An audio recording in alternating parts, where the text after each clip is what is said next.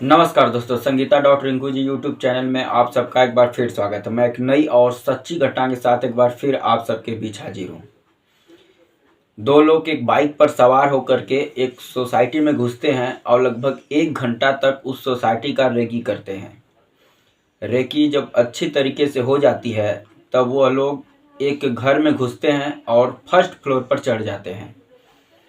वहाँ पर एक लड़की बैठी होती है, उससे बदतमीजी करते हैं और आवाज़ सुन करके एक बेडरूम में सो रही उसकी माँ बाहर निकलती है और जैसे ही वो बाहर निकल कर आती है तुरंत गन निकाल करके ताबड़तोड़ फायरिंग चालू कर देते हैं। वह जैसे ही महिला गिर जाती है, गिरने के बाद चाकू निकालते हैं और उसके बाद उसके ऊपर चाकू से भी हमला करते हैं। यानी जब वह कन्फर्म हो जाते हैं पूरी तरीके से कि महिला की मौत हो गई, तब वह सीढ़ी से उतर के भागते हैं बाहर। उनकी बाइक खड़ी होती है, बाइक पर सवार होते हैं और भाग जाते हैं। ये घटना उत्तर प्रदेश के मेरठ ज़िले की है।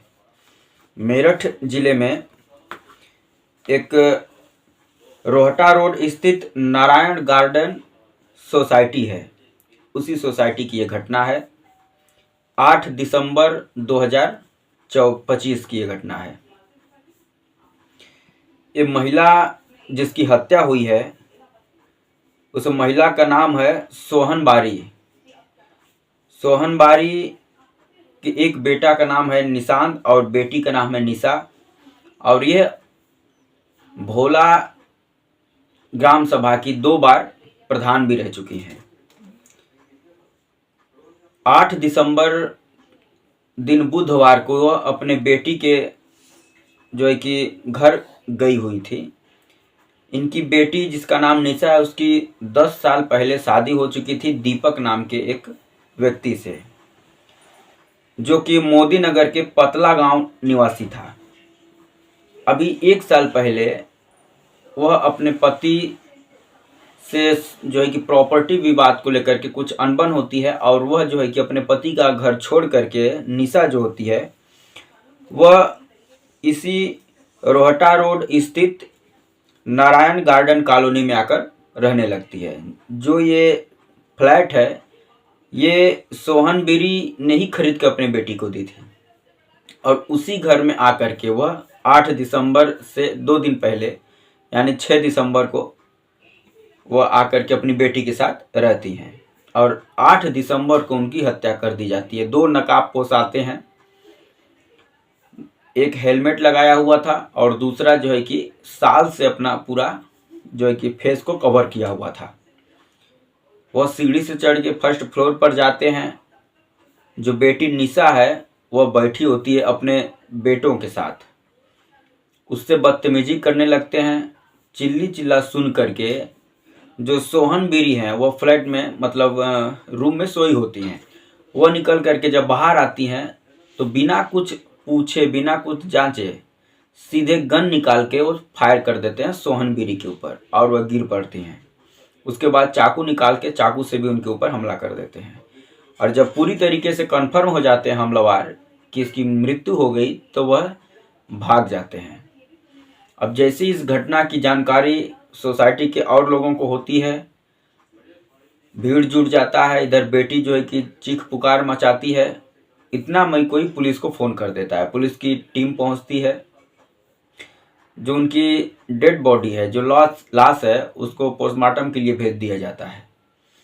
बेटी से पूछताछ होता है तो वह 2 एंगल बताती है।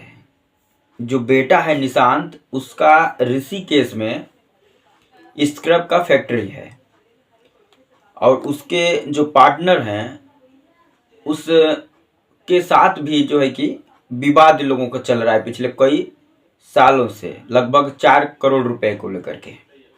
और जो उसके पार्टनर हैं निशांत के, उनका नाम है सुल्तान, जितेंद्र पवार और आदर्श गुप्ता। तो बेटी इन तीनों का भी नाम लेती है, यानी अपने भाई के पार्टनर का जिनके साथ भी विवाद है, और वह अपने पति का नाम भी लेती है दीपक का, क्योंकि दीपक के साथ भी इसका विवाद है। और इन दोनों केस को जो सोहन बेरी हैं, चूँकि ये प्रधान भी रह चुके हैं तो समाज में अच्छे लोगों से इनकी पहचान है, तो इसलिए इन दोनों केस को सोहन बेरी ही देख रही थी। तो जो बेटी है इसका ये आरोप है कि या तो ये हत्या मेरी माँ का जो हुआ है, या तो इसमें मेरे भाई के पार्टनर लोग का हाथ होगा, या तो मेरे पति का हाथ होगा, क्योंकि इसके पति जो दीपक है उसके साथ भी इसका विवाद पिछले 1 साल से चल रहा है 1.5 करोड़ के प्रॉपर्टी को लेकर के, और उसी की वजह से ये अपना जो है कि ससुराल छोड़ करके आके यहाँ पर इस कॉलोनी में रहती थी। तो पुलिस की टीम अभी तक उन जो हत्यारे थे उनका जो कि सीसीटीवी में नज़र आया है कि वह रोहटा रोड के साइड भागे थे, तो वहाँ पर उनकी जो कि छानबीन हो रही है, लेकिन अभी तक ये जो हत्यारे हैं दोनों ये पुलिस के हत्थे चढ़े नहीं हैं। लेकिन जो निशा है, जो बेटी है उनकी, यानी सोहन बेरी जिनकी हत्या हुई है, उनके दामाद दीपक को पुलिस अरेस्ट कर ली है और उससे पूछताछ कर रही है। हालांकि दीपक से अभी पूछताछ में पुलिस को कोई सफलता हाथ नहीं लगी है, और जो हत्यारे हैं वो अभी पुलिस के हत्थे अभी तक नहीं चढ़े हैं। तो कहने का मतलब है कि इस जो हत्या हुई है सोहन बेरी की, इसमें दामाद को भी जो है कि बनाया गया है आरोपी, और जो निशांत है बेटा उनका, उनके पार्टनर को भी बनाया गया, क्योंकि दोनों से दुश्मनी थी और दोनों का केस हैंडल कर रही थी सोहन बेरी। तो अब अभी तक पुलिस की टीम को कोई भी कामयाबी हाथ नहीं लगी है, क्योंकि जो हत्यारे हैं वो पुलिस के हवाले अभी तक आए नहीं हैं, वो पकड़ में आए नहीं हैं। और जो दामाद है दीपक, उससे पुलिस टीम पूछताछ तो कर रही है, लेकिन तो ऐसा कुछ अभी सबूत पुलिस के हाथ नहीं लगा है जिससे ये कहा जा सके कि इस हत्या में दामाद दीपक का हाथ है।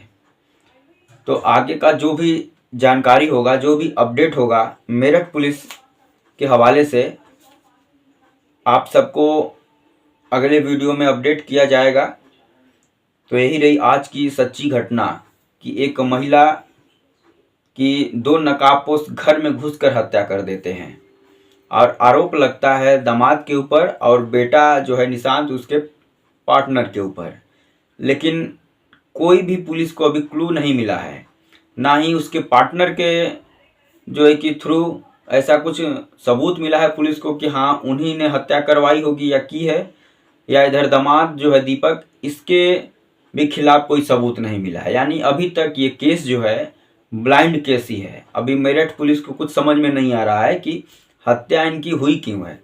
और ये जो है कि लगातार भोला गांव की 2 बार प्रधान भी रह चुकी हैं, तो पुलिस उस एंगल से भी जांच पड़ताल कर रही है। क्योंकि प्रधान थी 10 साल तक, तो वहाँ पर भी कुछ दुश्मनी हो सकती है, कुछ दुश्मन हो सकते हैं। और इधर जो निशांत है बेटा, इसके पार्टनर से भी दुश्मनी थी, केस चल रहा था, लगभग 4 करोड़ का मामला यहाँ भी था, उस केस को भी यही देख रही थी। और इधर जो दामाद है, इससे भी इनकी बेटी का नहीं पट रहा था, 1.5 करोड़ को प्रॉपर्टी को लेकर इधर भी केस चल रहा था, तो ये केस भी यही देख रही थी। तो यानी 3 एंगल बना करके पुलिस जांच पड़ताल कर रही है, लेकिन अभी तक पुलिस को कुछ भी हाथ नहीं लगा है। तो आगे का जो भी अपडेट होगा इस केस को लेकर के आप सबको अवगत कराया जाएगा। और यही रही आज की सच्ची घटना जो उत्तर प्रदेश के मेरठ से निकल करके आई है। तो ये वीडियो आप सबको कैसा लगा कमेंट कर ज़रूर बताएं, और लाइक कर दें। अगर चैनल पर नए हैं तो सब्सक्राइब जरूर कर दें। जय हिंद, वंदे मातरम।